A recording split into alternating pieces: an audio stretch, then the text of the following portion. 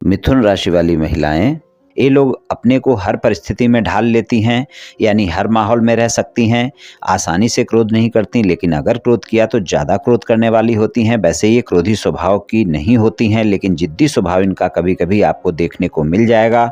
अपनी शर्तों पर अपने हिसाब से जीवन जीना पसंद करती हैं और ये लोग अपने परिवार के प्रति समर्पित होती हैं। परिवार के प्रति इनका लगाव होता है और अपने परिवार के लिए काफ़ी अच्छी होती हैं, अच्छी साथी होती हैं, साथ निभाने वाली होती हैं। प्रेम के मामले में अपने जीवन साथी को प्रेम करने वाली होती हैं, लेकिन अगर इनका जीवन साथी इनके स्वभाव को बदलने का ज़्यादा प्रयास करता है तो ये सहन नहीं कर पाती हैं। इस कारण फिर आपस में वाद विवाद देखने को मिल सकता है। इनका जो व्यक्तित्व होता है, ये एक समय में ही इनका दोहरा व्यक्तित्व आपको देखने को मिल सकता है।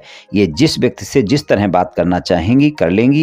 ये जिस व्यक्ति से जिस रूप में बात करती हैं, वो व्यक्ति इनका दूसरा रूप नहीं समझ सकता। एक तरफ तो ये बहुत बात करने वाली, हंसी मजाक करने वाली, तर्क वितर्क करने वाली और काफी मिलनसार होती हैं, और दूसरी तरफ देखें तो बहुत ही गंभीर स्वभाव और अस्थिर मन भी कई बार इनका रहता है। कोई न कोई संघर्ष इनके मन में चलता रहता है। थोड़ा रहस्यमयी स्वभाव की होती हैं। इनको पूरी तरह समझना बहुत मुश्किल होता है। स्वतंत्र विचारों के लिए जानी जाती हैं। कब नाराज हो जाएं कुछ नहीं कहा जा सकता। बहुत बुद्धिमान होती हैं, हंसमुख स्वभाव की होती हैं, बातचीत करने का तरीका बहुत अच्छा होता है। चलिए वर्ष 2025 के राशिफल की चर्चा कर लेते हैं। राशिफल में हम शिक्षा की बात करेंगे, धन और आय की बात करेंगे, व्यापार कारोबार नौकरी की बात करेंगे, प्रेम संबंध, वैवाहिक संबंध, पारिवारिक जीवन और स्वास्थ्य की बात करेंगे और अंत में उपाय की चर्चा भी करेंगे। इसलिए वीडियो को पूरा अंत तक देखें व सुने, तभी आप राशिफल की पूरी जानकारी प्राप्त कर पाएंगे।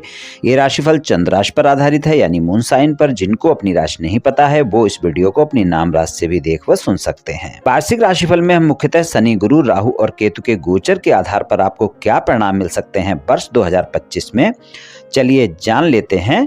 सबसे पहले शनि, गुरु, राहु और केतु का गोचर जान लेते हैं। शनि देव जो है वर्ष 2025 में 2 राशियों में गोचर करेंगे।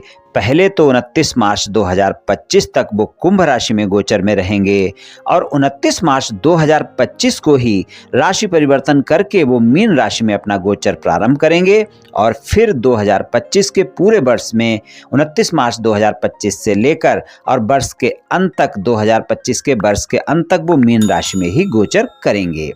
राहु भी 2 राशियों में गोचर करेंगे।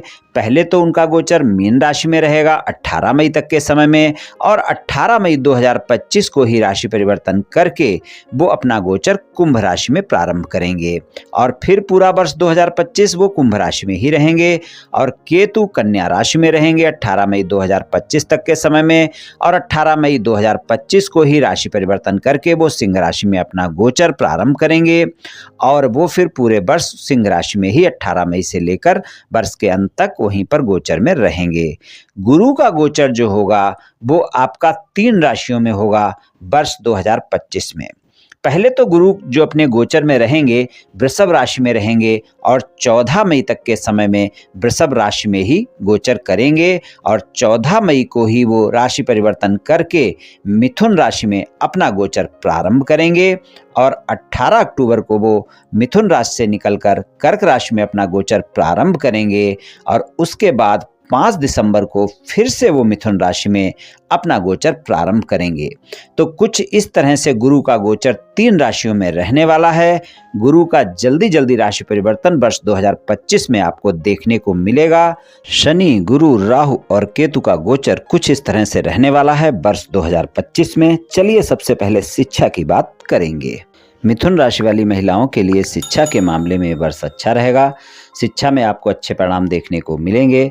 अगर आप किसी कंपटीशन एग्जाम की तैयारी कर रही हैं तो 14 मई तक का समय काफ़ी बेहतर है। आप मेहनत कर लें, आपको अच्छे परिणाम देखने को मिलेंगे। गुरुदेव का गोचर 14 मई तक के समय में 12वें भाव में वृषभ राशि में बना रहेगा और 6ठे भाव पर दृष्टि रहेगी। आप अगर किसी एग्जाम में बैठते हैं तो आप वहाँ अच्छा कर पाएंगे, आपको सफलता मिल सकती है। भाग्य का साथ भी आपको मिलता रहेगा। भाग्य भाव के स्वामी शनि हैं। 29 मार्च 2025 तक भाग्य भाव में ही गोचर है तो भाग्य का साथ भी वहाँ तक मिलेगा। तो कुल मिलाकर अगर देखें तो 14 मई तक का समय कंपटीशन एग्जाम के लिए बेहतर है और उसके बाद का समय भी अच्छा ही रहेगा। 15 मई से गुरुदेव आपके प्रथम भाव मिथुन राशि में गोचर में होंगे तो वहाँ पर भी आपको अच्छे परिणाम देखने को मिलेंगे। पंचम भाव पर दृष्टि भी रहेगी, तो सामान्य रूप से जो विद्यार्थी हैं उनके लिए पूरा वर्ष अच्छा रहेगा। और कंपटीशन एग्जाम वाले लोगों के लिए 14 मई तक का समय ज़्यादा बेहतर रहेगा। अगर आप मेहनत करेंगे तो आपको सफलता मिल सकती है।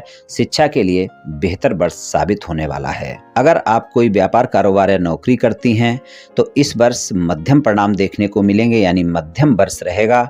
कोई न कोई संपत्ति आप खरीद सकती हैं।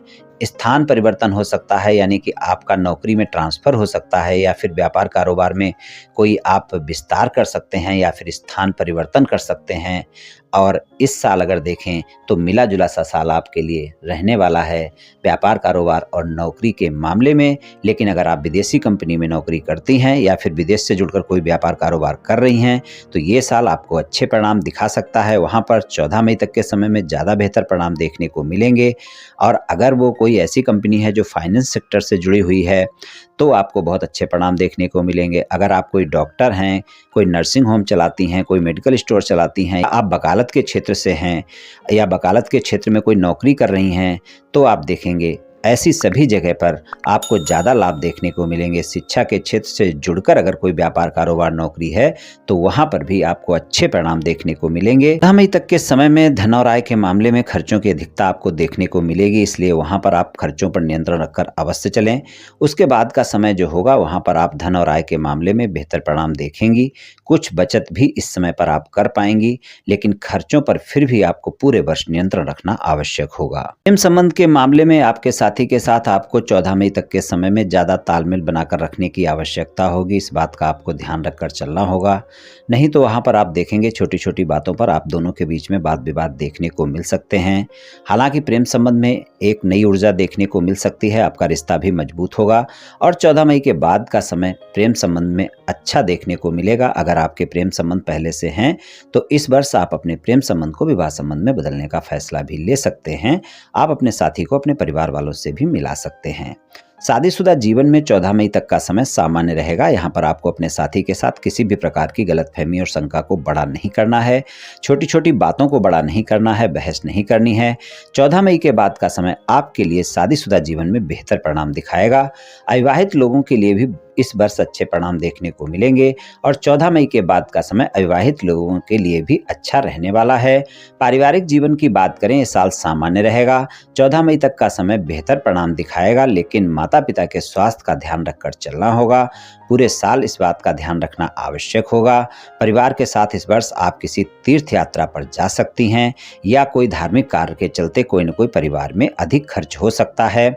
स्वास्थ्य का आपको इस वर्ष ध्यान रखकर चलना होगा। अपने खान पान पर विशेष ध्यान रखना होगा। पौष्टिक भोजन लें और हो सके तो नियमित रूप से योग व्यायाम करें।